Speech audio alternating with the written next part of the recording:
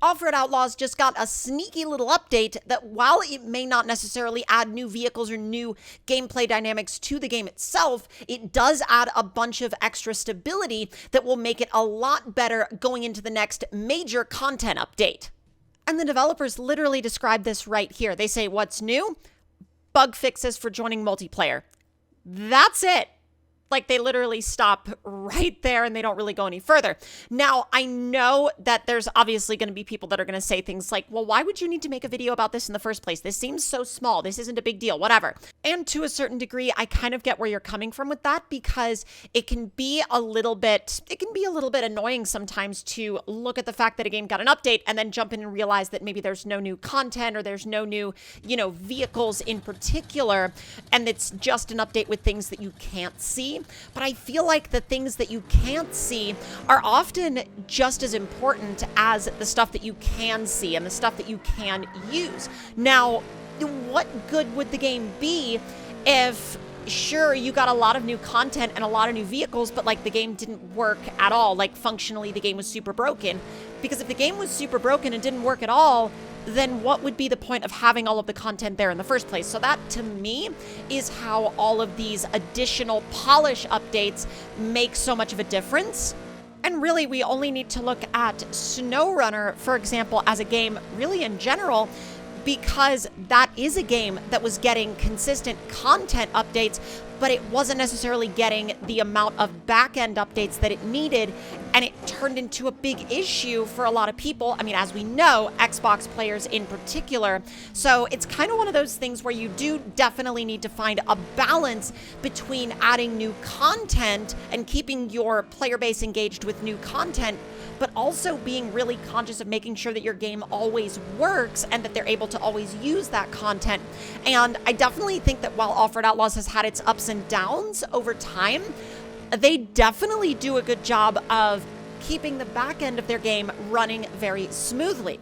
Now, in order to check and make sure that you have the new update on your device, make sure that your version of Offroad Outlaws, as displayed on the top of the screen, shows version 6.6.6. If it is still on 6.6.5, go back to your app store and manually update the game. And it should be there. I mean, this update has been out for a few days, but I just now got around to kind of talking about it and diving into it. But if you haven't gotten this fix yet and you're having issues joining multiplayer sessions with your friends, this could most likely offer a fix for that.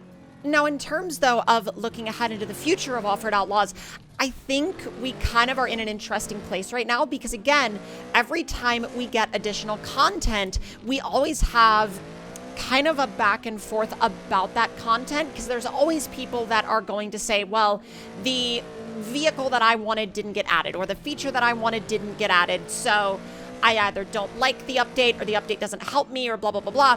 And I'm kind of or at least for me, I'm of the belief that any update that adds new vehicles or new parts or more kind of player choice and customization options to the game is always going to make the game better. More content in a game like this is never a bad thing. And I think when we start to come from the standpoint of, oh, well, I don't like the update because it didn't add my favorite truck, or I don't like the update because it didn't add the feature that I wanted or whatever, I think that takes away a little bit, because there are people that did want the vehicles that got added, right? There are people that wanted the customization options that got added. However, I do think it's kind of time for Offroad Outlaws to focus a little bit more on customization parts than specific vehicles themselves. And while I'm glad that they are adding specific vehicles and things like the Blazer got updated with a new vehicle, or rather like just a refresh of that vehicle itself, I think it's about time that we got a little bit more of a focus on improving the customization options, because we have had the same customization options for, frankly, a very, very long time. And more customization options never makes a game worse.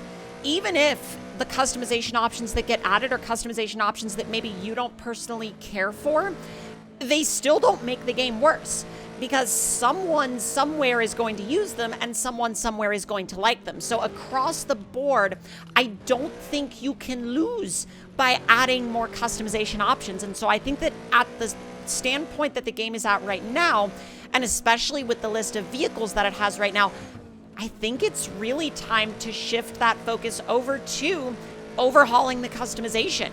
And yes, I'm going to bring it up because it comes up in every single Offroad Outlaws related comment section of any Offroad Outlaws video that I do. The people that always ask for semi-trucks. Now, semi-trucks are they're such an interesting request, right? Because I feel like while I entirely see, I 100% understand why people would want them and why people would ask for them, I feel like they also present their own kind of unique series of challenges, especially from a development standpoint and especially from the standpoint of adding them into the game. The reason I say that is because semi-trucks are obviously going to be a lot larger than the rest of the vehicles in the game, and they are going to take up a lot more space. They're going to use more RAM, they're going to use more processing power, and they are going to be a strain on people's devices a lot more so than the vehicles that are in the game right now. And sure, you might say, well, we have the limo, we have the, we have the log forwarder, we have these vehicles that are large. And while I do agree, yes, we do have these large vehicles, I still don't think that those vehicles approach the level of processing capacity that something like a semi-truck would need, because how would you handle the additional trailers? How would you handle all of these different things that come with adding semi-trucks? Because the developers have already said on multiple occasions that even though they have a large gooseneck in the game that could theoretically fit 2 vehicles, they have always run into the game essentially breaking and the game engine not really being able to handle it or respond to it whenever they've tried to experiment with putting 2 vehicles on the same trailer. And they said that it causes a lot of instabilities and could potentially break people's games. So if you add an even bigger trailer, an even bigger semi-trailer, I feel like you're going to run into even more people continuing to ask, well, why can't we put multiple vehicles on trailers? I want to be able to put more vehicles on trailers. I feel like that's, again, you're just going to run into a larger version of the same problem. And I'm sure people have a variety of differing opinions on this. And I mean, because obviously there's going to be people with a variety of opinions on a topic like this. But I think when it comes to semis, you're going to have some people that are going to be like, well, they're not really the overall focus of this game, so they're not really all that much, they're not necessarily worth dumping a bunch of resources into. And then you're going to have the people on the other side of the fence with that are going to say, well, I don't care if we have to remove other features and vehicles from the game. I just want semis, and I don't really care what might have to go in order to add them.